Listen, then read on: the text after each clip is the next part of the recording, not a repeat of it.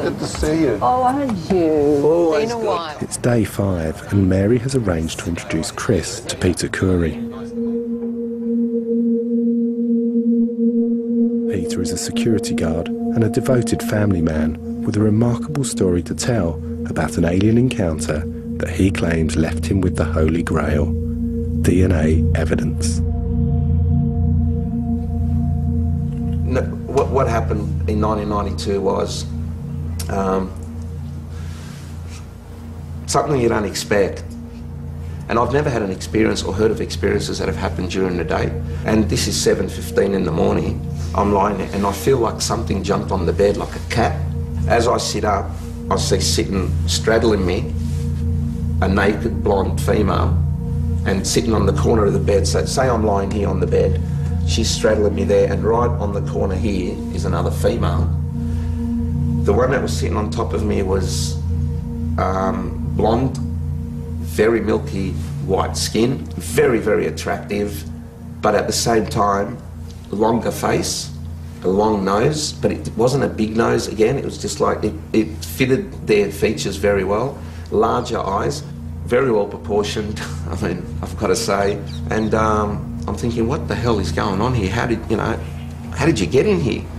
And as I'm thinking this, I sit up, and as I sit up, she's cupped the back of my head with both her hands and pulled me to her breast, left breast, and pushed my face into it. My defense mechanism, whatever you want to call it, and it's so out of thing with me, I took a little bite, a nip, and I felt flesh, in my mouth. I didn't taste blood or anything, but I felt this bit of flesh in my mouth. I thought it was a bit of a nipple maybe.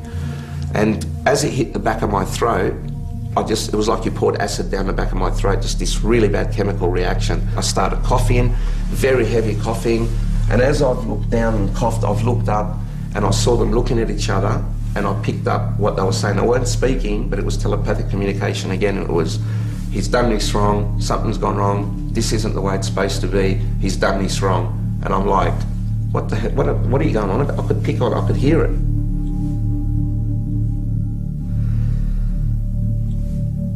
I had an erection for like 6 hours afterwards, and it was pretty painful. And under my foreskin I found 2 hairs. One was like an S shape, almost curled, and the other one was sort of not, it was just wrapped around, embedded in though, like if you push your nail into you get a little bit of a mark. That's what they were embedded. I could see that they weren't on the surface. And as I tried to take them off, peel them off, it was total agony. And so I knew it had to be from them. Peter released his sample for DNA analysis, which was conducted by a biochemist. The results that came back were extremely unusual. And mate, I was bombarded with phone calls from the scientists. Come to our house, took hair samples from me, hair samples from Vivian, blood from me.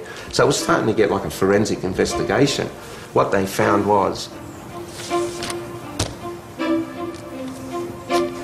the analysis confirmed the hair came from someone who was biologically close to normal human genetics, but of an unusual racial type, a rare Chinese Mongoloid type, one of the rarest human lineages known, that lies further from the human mainstream than any other except for African pygmies and aborigines. There was a strange anomaly of it being blonde to clear instead of black, as it would be expected from the Asian-type mitochondrial DNA. The study concluded the most probable donor, therefore, must be, as Curry claims, a tall blonde female who does not need much colour in her hair or skin as a form of protection against the sun, perhaps because she doesn't require it.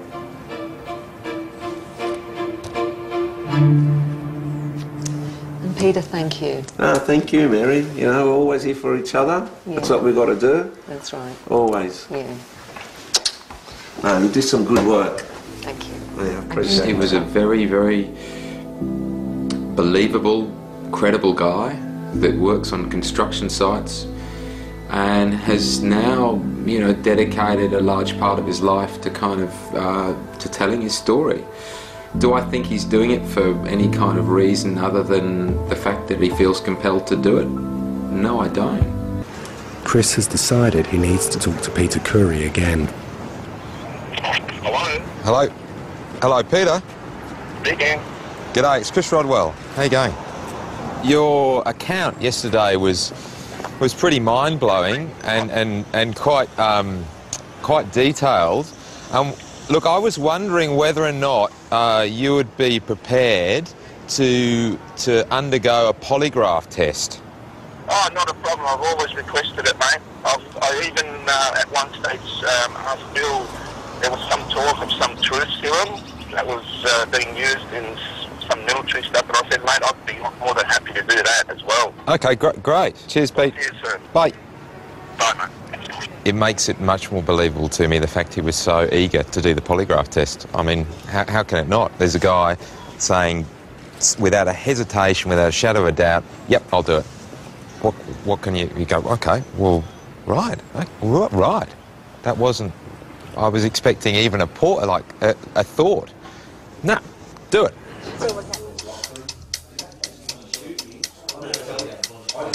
Whilst the polygraph test is conducted, the room must be cleared. So Mary and Chris have to wait outside until Gavin is finished. It's going to be fascinating. He wants to get an answer, and he really is very interested in doing it. So that's going to be a fitting finale, I think. Really, if he passes that, what can you say? Yeah, these things, they just record how you're going to breathe during the test. So just raise your arms up again. This one's going to go up and around your thoracic area. Mm-hmm. All right, just drop your arms down. Yeah. Those sensors on your fingertips, they record perspiration, all right? Yep. Okay. If you're feeling faint, if you're feeling uneasy, queasy, whatever, let us know if you do. Yeah. Relax.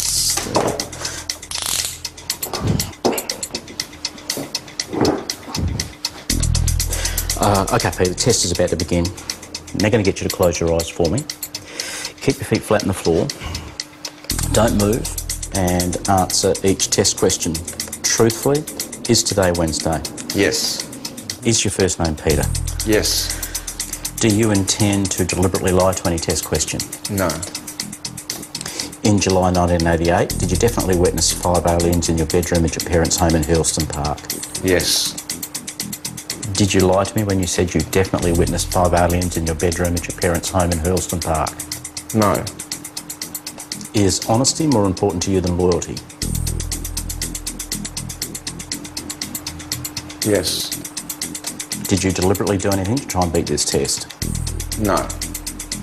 Did you lie to me when you said you definitely witnessed 5 aliens in your bedroom at your parents' home in Hurlston Park? No.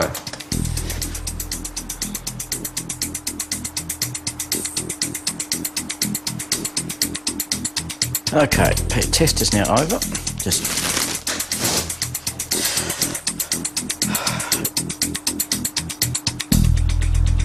Chris, Mary, I suppose you're dying to know what the results were.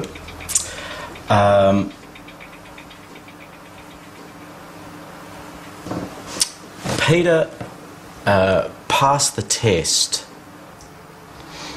Great. I'm happy.